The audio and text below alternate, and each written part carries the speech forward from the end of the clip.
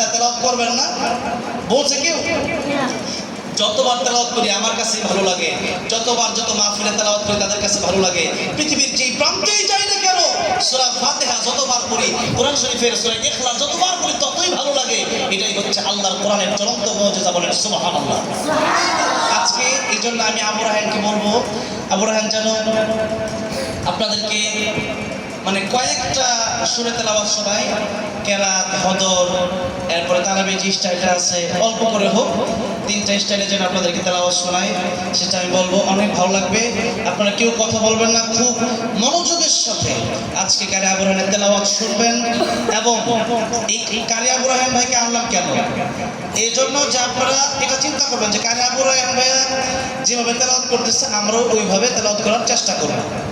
এবং কারি আবু রায়হান ভাই এত বড় হাফেজ হয়েছেন, আমরাও এত বড় একজন হাফেজ হব, এরকম চিন্তা মনের সাথে নিয়ে এরপর তেলাওয়াতটা হৃদয়ের কান দিয়ে শুনবেন যে কিভাবে তেলাওয়াতটা করতেছে।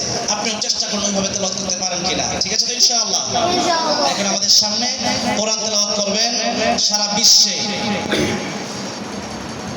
বিভিন্ন রাষ্ট্রে চ্যাম্পিয়ন হওয়া বিশ্বজয়ী হাফেজ কারি আবু রায়হান তেলাওয়াত করছেন। হাফেজ কারি আবু রায়হান।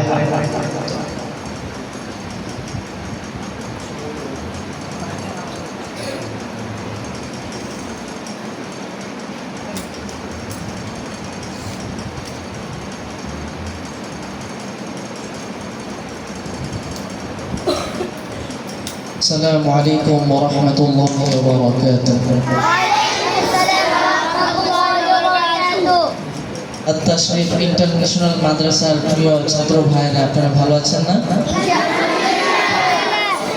আলহামদুলিল্লাহ, সবাইকে ভালো থাকতে দেখে অনেক ভালো লাগছে। আর আজকে আমরা কোথায় বসে আছি জানেন? নাম কি মাদ্রাসার?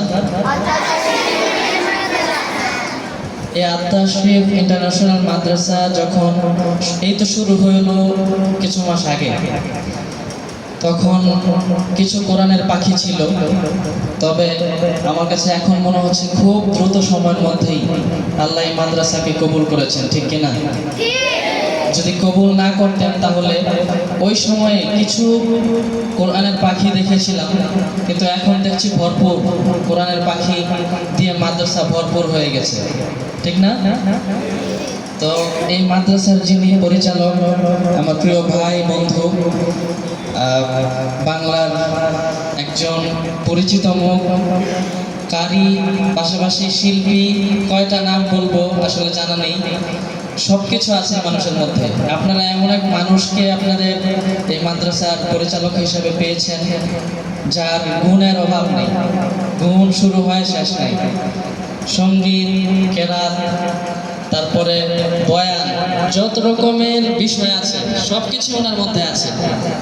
আমাদের এরকম মনে হয় না দরকার আছে এই মানুষ এখানে থাকলেই আত-তাশরিফ ইন্টারন্যাশনাল মাদ্রাসা উনি যদি পরিচালনা করতে থাকেন, রানিং থাকে, আল্লাহ যদি কবুল করেন, ইনশাআল্লাহ এটা সারা বাংলাদেশের একটি উল্লেখযোগ্য মাদ্রাসা হিসেবে প্রতিষ্ঠিত হবে ইনশাআল্লাহ, ঠিক কিনা?